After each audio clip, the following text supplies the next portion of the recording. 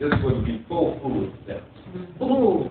It was before the lunch programs in the All school. right. And so we got together and started free breakfast. That's right. Yeah. And like, hey, we don't feed ourselves.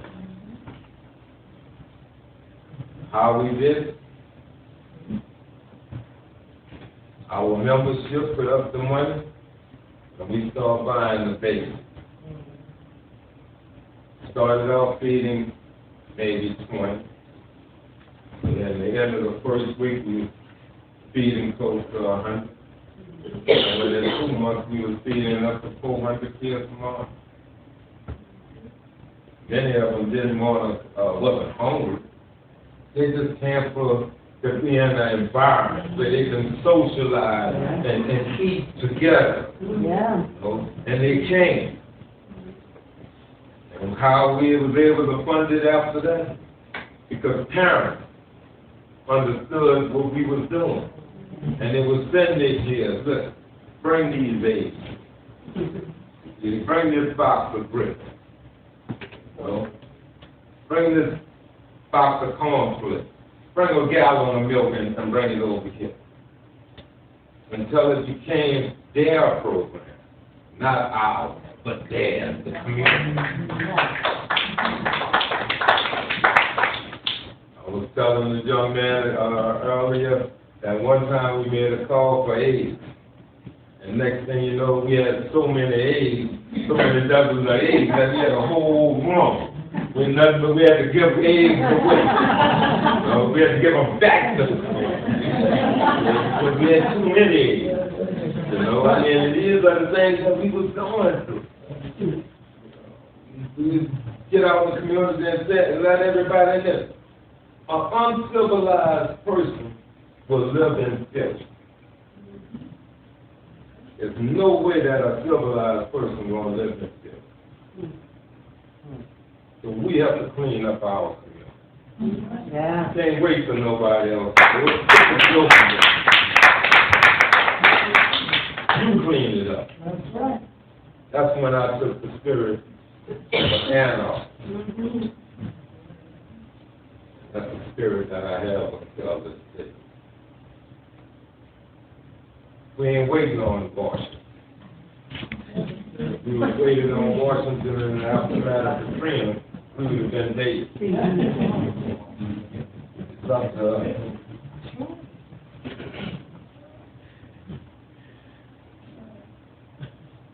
Next program we started was a pest control program. After our cleanup program, was pest control. From there, sickle cell awareness. That was a disease that was killing us. Then how to test for blood pressure. There was no mercy. Anybody who wanted to camp out of office would go sit right down and somebody just said, well, what you want? I want to be tested. I want my blood pressure tested. And his brother became that, and that was just trained just to do that. And that was just doing it. We didn't file no grants for it. We didn't send out to no donations from no foundation. We did the work. As I'll tell you, my 40+ years in this struggle, I've found that the most vicious individual is your nonprofit. Yeah. That's the reason why a lot of kids in our community don't have no respect for them.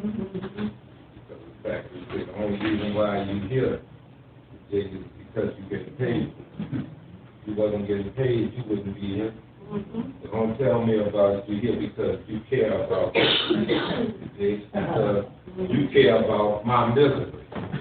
Because without my misery, you won't have a job. That's why these youngsters don't have the respect for nonprofits the way they should. Yes, and you're right, they are exceptions. But they are very, very few. You know how competitive it is to keep this place open. I know that's right. I know that's right. So that, that's what I'm talking about. Yeah. And they know one thing, that you can fall, but you can't fight. By that I mean for that 501c3, you better not endorse no cannabis. Endorse one. And see how quickly they'll come here to close this sucker down. Yeah, you can fall. Like, whoever fulfills it, you better not say a thing about it. And the party we didn't wait. Then follow the grant. But we had examples. We had the Nation of Islam. We had the Universal Negro Improvement Association. We had the Deacons Association. And we had the True Friends Society. For those who don't know the history of the True Friends, that was our way of communicating with each other and to protect each other against the flames. You know, we wouldn't fight for everyone. But some people don't want to fight for themselves.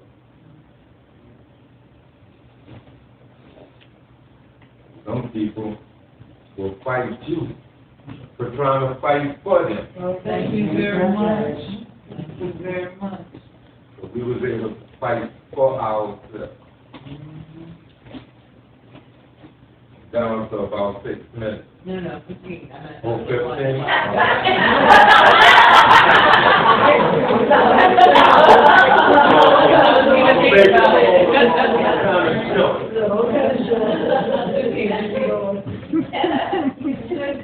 After the shootout I was in, I was in the very first shootout in New Orleans with the police. That happened on September 15, 1970. After that shootout, we went from the Desire Housing Project to court to death row. All in one day.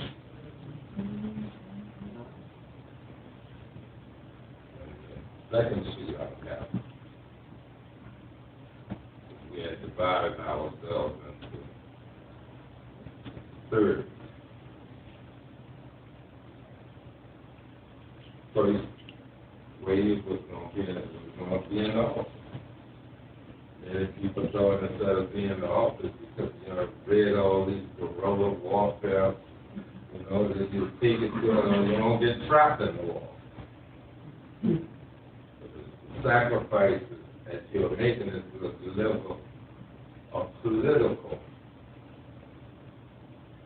awareness, and you make those type of sacrifices. So we had the first wave of 12 that made that sacrifice that they was going to stay in the office for the first shootout. The spiritual part of me is that a lady came and put a prayer cross on the wall and said, pray. And ain't nothing going to happen to you. But we knew that the history of us is that if they catch us in a house, we gave it. That was 9 men and 2 women and 3 women. Made that commitment. Let me see. I wasn't 68 yet. I was 22. Vietnam veteran. Father of 2 kids. Person that was in charge. Just 19. Didn't have no kids. So I moved up to Charles and Chuck it down.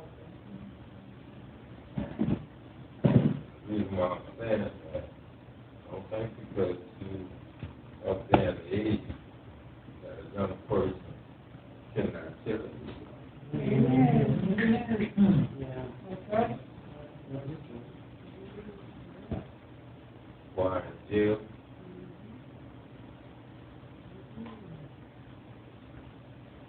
Police try to be militant against black gangs. In the hope that we would counsel each other out.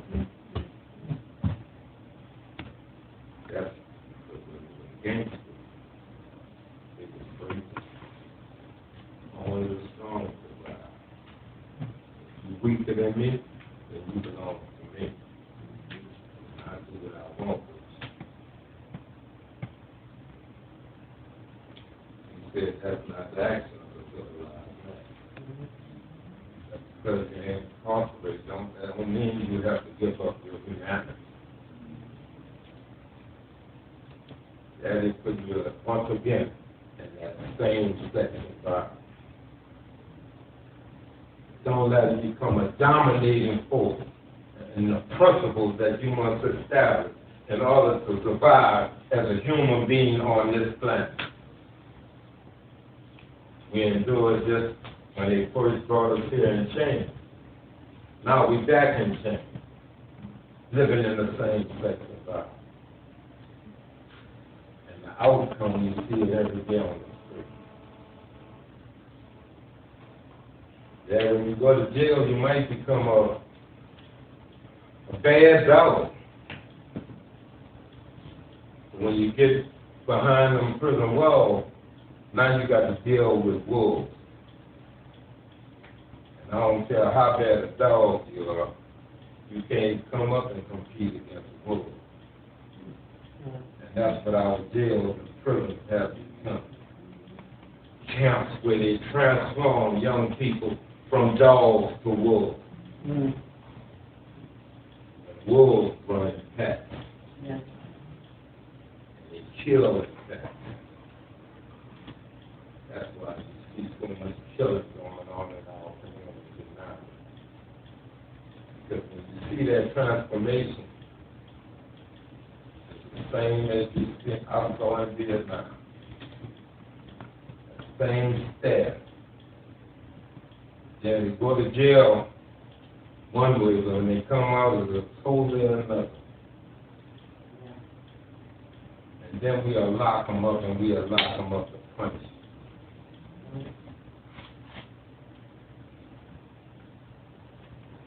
Can't punish you no man.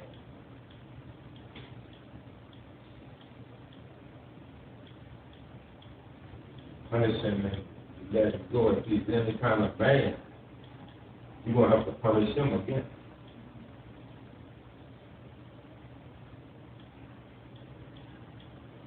It's real crazy when you take a person and you lock them up.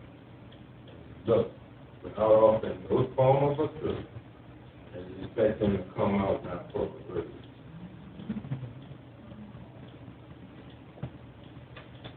That's the reason why our community is there's no situations that they're in now. After that, Katrina, it was so easy for them to classify us as losers.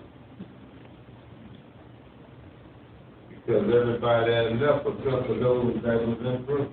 I mean, those that was ex-convicts. When the word was given to leave, all our so-called black community leaders grabbed their families and booked. That's the reason why I don't get along with them now. To me, you left. You abandon your community, then you're going to come back when things are safe and talk about this your community. You gave your community up when you left. You can tell that to him or to her, you did, but you don't come in my face with it. Because to me, you ain't nothing but a coward.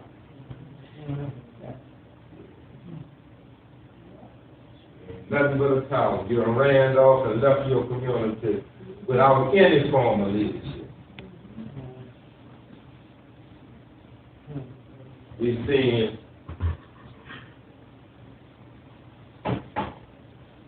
that Saturday when the evacuation orders was given. It was like this woman was on fire, but everybody could leave except that last row. And nobody gave a damn about that last row.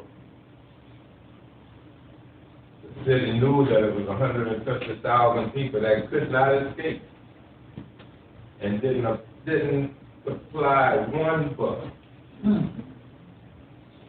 didn't open up the Superdome until 12 hours before the hurricane. Yeah. And then everybody had to be searched. Every man, woman, and child. Yeah. You can't, before you went in there, the line was, or it was like it was a Saints game. They had every parish, and it other parishes like county. Every parish police was there around that Superdome, along with California, Ohio, and Louisiana National Guard. Wow. So when you start hearing about all the horrors that was happening, that how they had guns, how they got them in, when it was stripped. It was searched before they went in. Yeah, everybody was left. Brothers in the projects in different areas, they could have got sold to the coffee. I see that you let it. You left his coffee. You wasn't on it, so I'm going to take it. I don't care. Come after that for us, and we're going to have to just deal with that. Whenever that happens, but until then, don't tell me that you're going to leave it. And I'm going to let my family go out because of this. And the indifference that we had with each other in the aftermath of Katrina, we had to throw away over 500,000 refrigerators and freezers. Why? Before we would give this food away, we would let it rot. And we just refrigerate. I want you to understand that. When you open up that Superdome and let the people in, it was the worst time to be poor in America. Why? Because school had just opened. Mothers had spent everything they had to make sure the children had the proper supplies to go to school. It was just waiting until the first. They sold everything. Right now, they're still free. You get their food stamps and sell half of it. Make sure their kids got uniforms. Yeah. Yeah. So many of our young women is with men that they hate. Only thing that keep them is, the reason why I'm messing with them, because I could get a few dollars. Because I ain't got no other way of making it. And my kids got to eat. They come first. And then these young kids seeing individuals abusing their mother and grow up with that hate. That's the reason why a lot of them don't respect grace.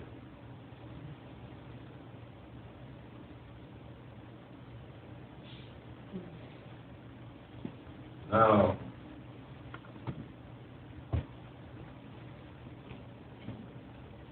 here we are today,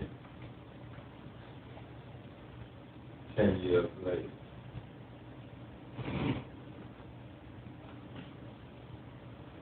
Kids that was abandoned at 5 is now 15. One that was 10 is 20. That was 13, 23. Made this game out here that's so vicious that I've seen of women that I tell them you can't just lock your son up. Just can't keep the boy in the house. Kill him. She would, I'd rather than for him to die because of this. I don't want him to get killed in the street. But then you say you're a God-fearing person. That's the way it's your state.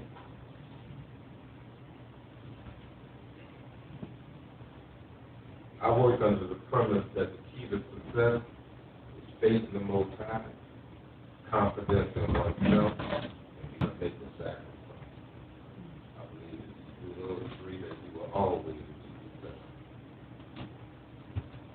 I believe it's a big distinction between joy and happiness. Yeah. Many of us strive for happiness. Those who make sacrifices look for joy. Happiness is fleeting.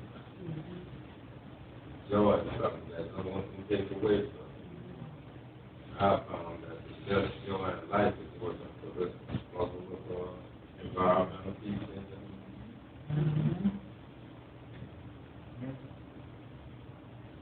closing.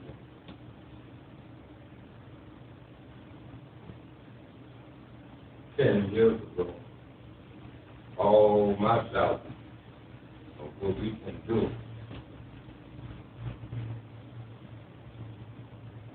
was totally changed. At the end of that, aftermath of Katrina, we had over 20,000 volunteers come down. And together, we served over 500,000 people. We opened and operated 4 health clinics.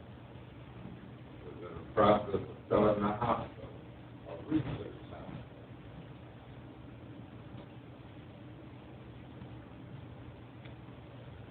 Opened up legal clinics. We planted over 50,000, we had over 50,000 plantings in the surrounding wetlands. We served every community, not just African Americans. We were the first to provide service to the Vietnamese community. We were the first to supply service to the Native American community. We served 19 parishes in Louisiana, 3 counties in Mississippi, and 2 in Alabama.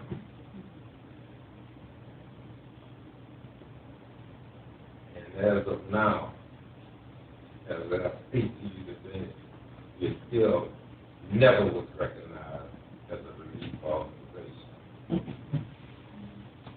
Why? Because it was founded by members of the Black Panther Party. That was their greatest concern. Because I see it as I close today, it's part of my speech. The Common Ground served 500,000 people.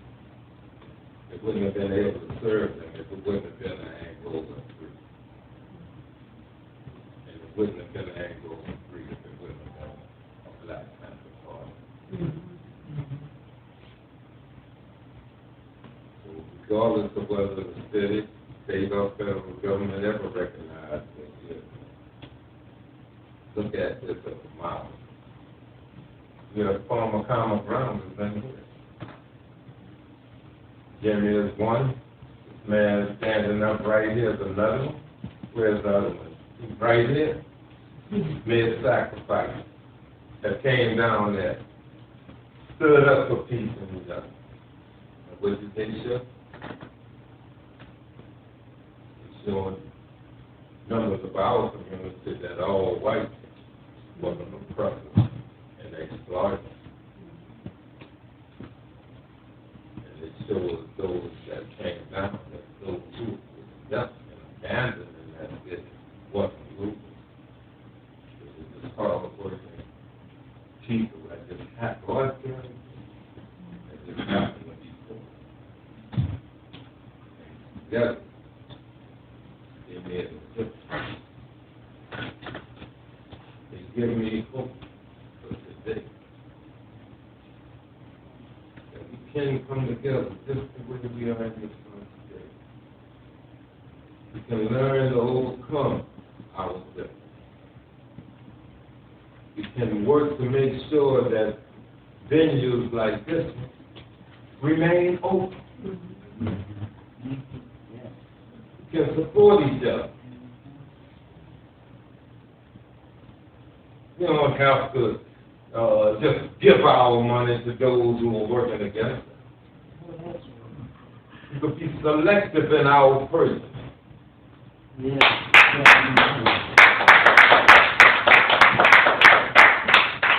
We can become the segment of this world and this global population that say we're going to save life. Right. And we are awake. We are not in that drunken stupor of prosperity. And we're going to work to show and create a way that we can live without control, without these chemical plants. Because I'm going to tell you, in Louisiana, you want to find a black community? Look for a chemical plant. Wow. That's all you got to do is look for a chemical plant. Some kind of chemical plant. Right there by. If you go to Southern University in Baton Rouge, the first thing that's going to get you is the smell. That's why it's cancer out. So again, we got to make that change, and we can. Yes, we're going to have disaster. There's no reason for a disaster to turn into a tragedy. We can't prevent it. Take the lessons learned for those who can. Come to New Orleans on August the 29th. Come down. Come down and take a part of it. See what happens. If you can't come down, help somebody to come down. If not, we're having on a live stream what we are doing. The main thing is be active. Right. Use the power of 10. Use it. I know you can influence 10 other people. Yeah. Not about supporting me. Not about supporting Albert or the Black Panther Party. Not about common ground. But influence on to get involved in the environmental justice. Let's make sure that that next generation can enjoy life as we enjoy it now. With that, I thank you.